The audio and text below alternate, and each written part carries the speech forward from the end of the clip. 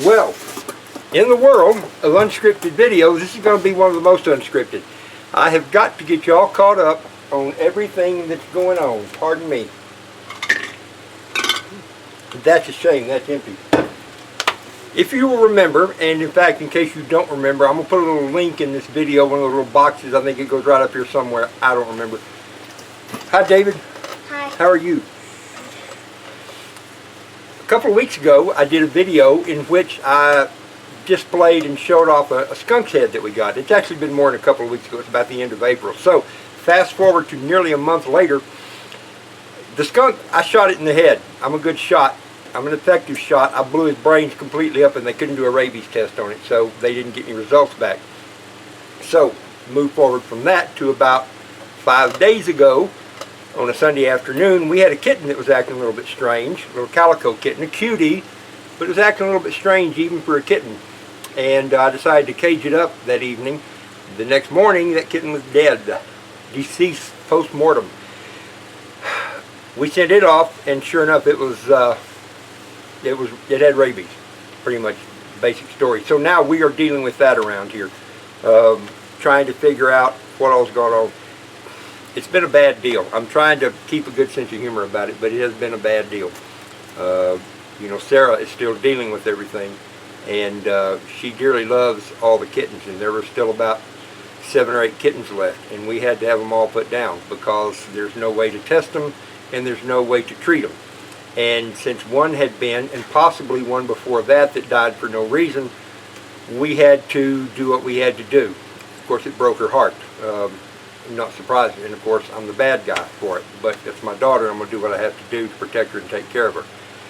In the meantime, we have health officials. The health department has been in contact with us multiple times. The sheriff's department has been out here, and it's all, you know how I am. I don't like a lot of government intrusion, but in this case it's an okay good thing. They need to be on top of this kind of thing because rabies is a serious bad deal.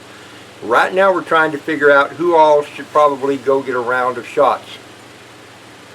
Me, probably. Sarah, almost certainly. Although the interesting thing is the government, health department, and our veterinarian are both rabid on fire saying, you got to go get the shots. You can't think about it. You can't hesitate. You talk to your medical professional, which we did.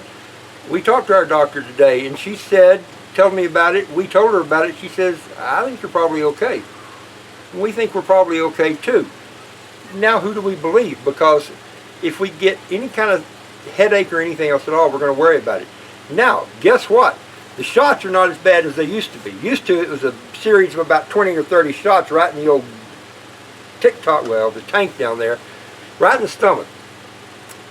And they weren't much fun. They were fairly painful. Now they've got that reduced down to where it's only about 4 shots in the arms up here. So that's not nearly as bad. Still ain't great.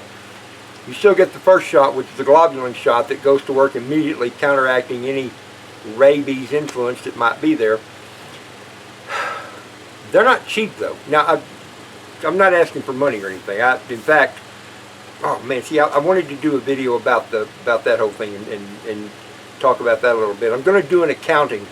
This is what I was planning to do this time. I'm going to do an accounting of the money that came in from the GoFundMe, because it's natural for people to wonder, what did he do with that money?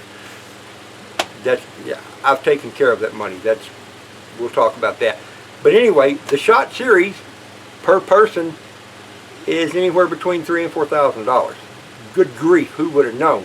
So all of a sudden you have a financial consideration to make before you go get the shots. Now, obviously we're going to do it. We're not going to spare any cost. The bottom line is we're getting tired of bad stuff happening around here. Anytime, if you live out in the country or wherever you are, if you think that there's no dangers or nothing could go wrong, well, brother, let me tell you, you get a skunk, attack your box full of kittens on the front porch and stink up your whole house, and you may be in for a whole new game. That's kind of what happened to us. We had a lot of friends over that day. We're some of those that are kind of don't really care if the government says we're not all supposed to get together. We all get together anyway, so I'm going to thumb my nose at the government for that. In fact, the health department kind of brought that up. Oh, they had too many people there. Well, guess what? That's how we think about that. We're going to have too many people here again in a couple of days on Sunday. We all get together. We have a church service here at the front yard. Then we all get together and eat afterwards. Big whoop. If we can go stand in line, a couple hundred people out in front of the Sam's Club or one of the other stores, and we're all out there supposedly socially distanced, you're not, and then be in the store in a crowded building with everybody, I think we're okay to have 15 or 20 people over here having a little church service. So we're going to do it again this next Sunday. We'll see who all shows up. A couple of the people may or may not be here. They're a little bit concerned about it. We've got a couple of friends that are really worried. Their daughter she developed a headache and a little bit of a fever today, and so now they're, of course, you know, they're naturally very concerned about it. I get it. I get it. You know, if you don't have to take a chance, you don't take a chance. So if it ain't one thing, it's 6 others. I'm going to look right quick and see. I don't want this video to go real long, but I was wanting to tell a story. I think maybe I won't. We'll just stop it right here. I'll come back and tell a story on another video. Steve Smith over at Integrated Preparedness was talking about his next book that's going to be coming out, and he's in the editing process, and it reminded me of a story of my daughter, Ransom. That one. That, whoops, get the glare off of it. That at about 13 years old started editing books for a guy because she was that girl. But I'll tell you about that later. Anyway, we're dealing with rabies. I guess you could say Sunday we're going to have the Church of the Rabid Believers. Let me work with that one a little bit. The Church of the Rabid Believers on the yard. So we'll go from there. Anyway, though, I thought y'all would at least get a kick out of that. Who knows what it would be. Yeah, we had 8 kittens put down. We got 2 kittens from a different batch and their mom in quarantine at the vet's office, and we got 2 other adult cats in quarantine. I had a big male cat that runs around here caught, but he got out of the cage last night. He's a big old Tom.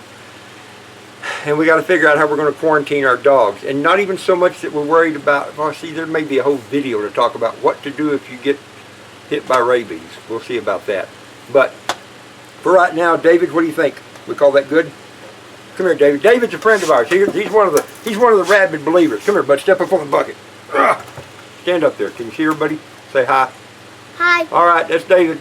Say bye. Bye.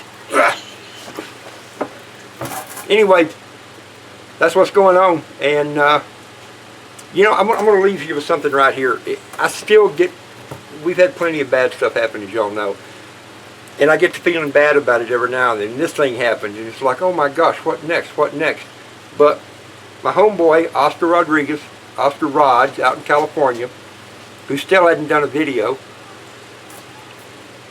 told me something one of the last times I talked to him. And I mean, every now and then you get somebody that just delivers a gem to you, and this was one. He said, Rob, you know, he said, he was having some stuff going on, messing with him, getting really down, and it occurred to him. He said, Rob, you know, I got to thinking about it, and for all the problems I had going, as bad and horrible as my life seemed, and as terrible as it seemed like it was, he said, I realized there's people out there that would trade what's going on in their life for what's going on in my life in an instant. They wouldn't even think about it. They'd trade it right there. Their level of bad is so much worse than my level of bad, they would take it in a moment. That's profound. Yeah, and that's absolutely right, too. You know, we've had some bad stuff, but we still have hope. We still have hope. And turns out that my buddy Evan is here now.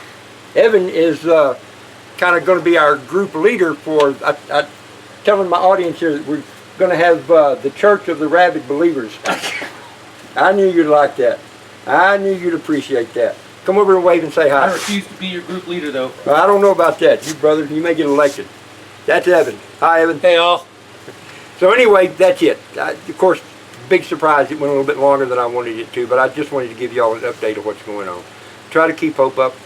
Remember, if you got bad things going on, somebody else has it worse. They really do.